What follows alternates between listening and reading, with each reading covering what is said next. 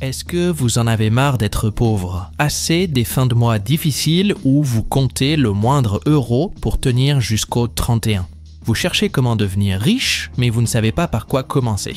Pour atteindre cet objectif, il y a des dizaines de trajets différents. Ils vont dépendre de vous, de votre situation personnelle, de votre volonté et du plan que vous allez suivre. Ça vous semble compliqué? La bonne nouvelle, c'est que passer de pauvre à riche est possible et qu'il existe des étapes quasi obligatoires pour arriver à votre objectif.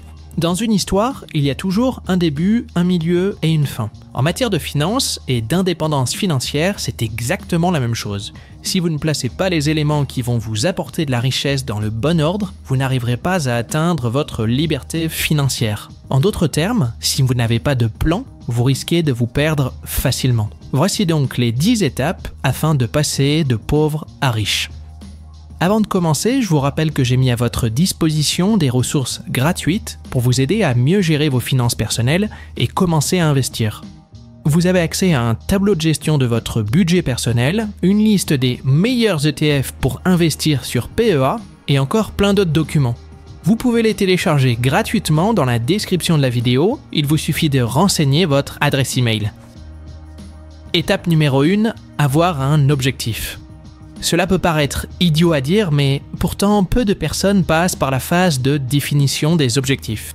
Même si cela peut sembler un peu futile, il est cependant essentiel de savoir où vous allez.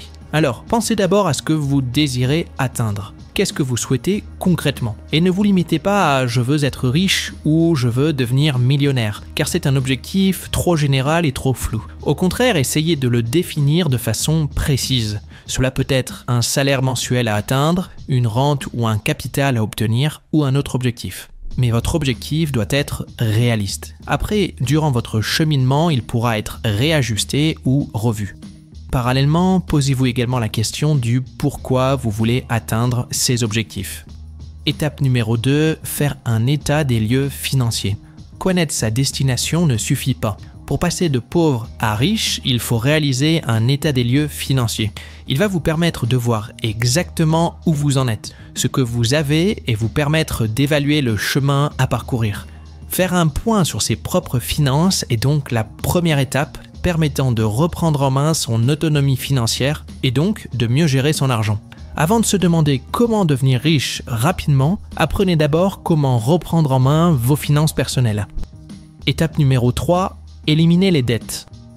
N'espérez pas atteindre la liberté ou l'indépendance financière si vous avez des dettes. En effet, comment comptez-vous mettre ne serait-ce qu'un peu d'argent de côté si vous en perdez déjà avant de commencer? Les dettes, et surtout les crédits, doivent être considérés comme des blessures dans votre budget personnel. Ce sont des formes d'hémorragie qui vous font perdre de l'argent tous les mois.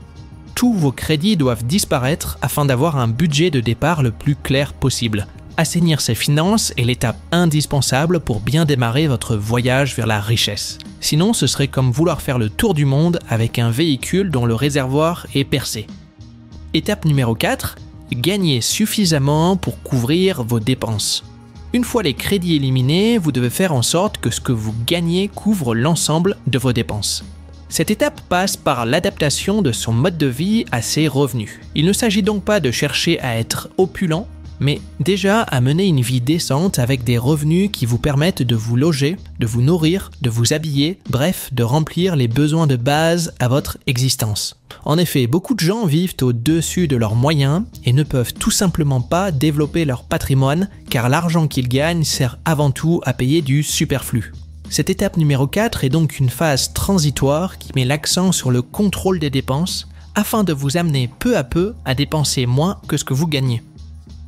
Petite action qui va vous prendre 3 secondes. Si la vidéo vous plaît, n'hésitez pas à mettre un pouce bleu et à vous abonner à la chaîne afin d'être informé dès qu'une vidéo est publiée. Étape numéro 5, gagner suffisamment pour couvrir les dépenses et pouvoir épargner.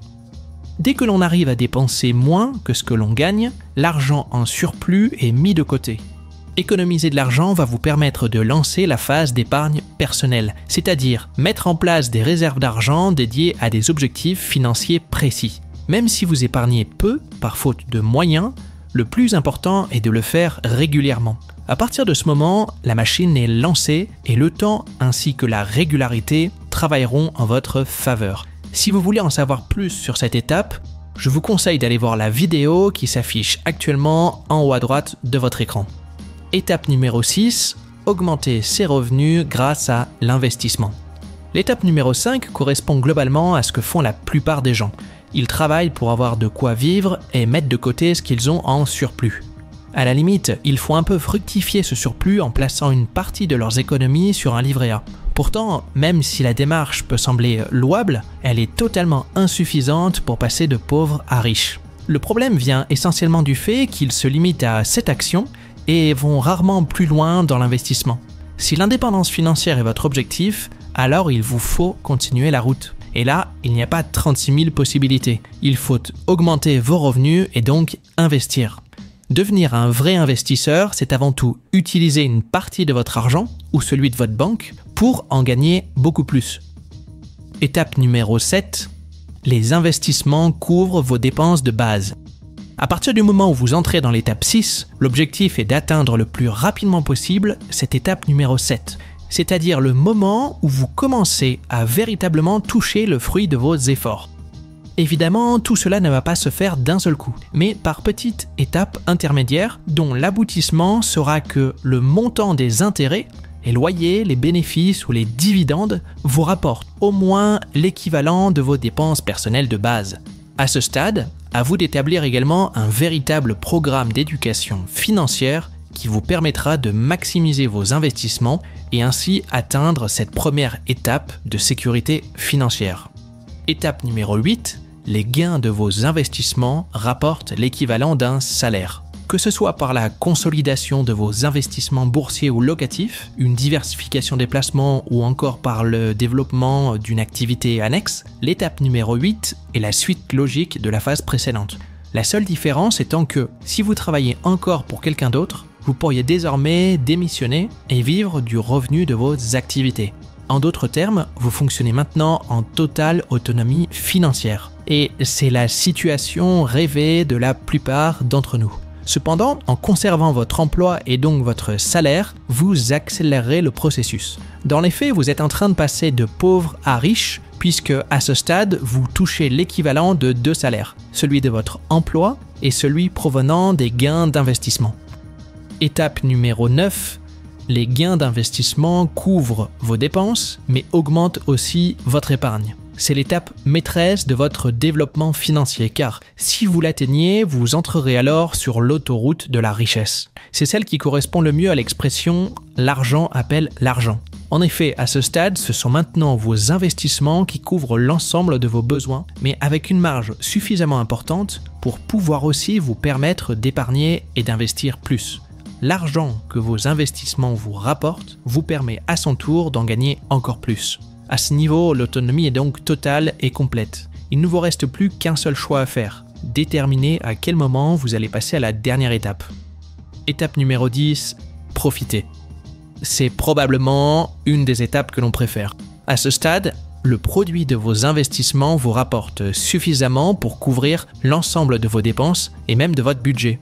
Il vous permet de vivre selon les critères que vous vous êtes vous-même fixés et avec le taux d'activité que vous avez choisi. Évidemment, ces critères ne seront pas les mêmes en fonction de chaque personne, mais arrivé à l'étape numéro 10, le plus important, c'est que votre objectif est enfin atteint. Évidemment, ce plan en 10 étapes pour passer de pauvre à riche n'est pas un modèle immuable. Il est juste là pour vous servir de base pour votre propre parcours financier. Voilà, c'est la fin de cette vidéo. Dites-moi en commentaire où vous pensez vous situer dans les étapes de votre indépendance financière. Et je vous rappelle que vous avez en description de la vidéo des ressources gratuites. Vous pouvez les télécharger, le lien est dans la description.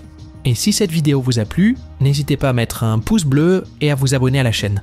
À très bientôt.